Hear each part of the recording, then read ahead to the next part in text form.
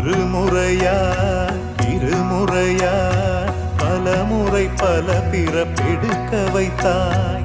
புதுவினையா பழவினையா கணம் கணம் தினம் என்னை துடிக்க வைத்தாய். பொருளுக்கு அலைந்திடும் பொருளற்ற வாழ்க்கையும் துரத்துதே.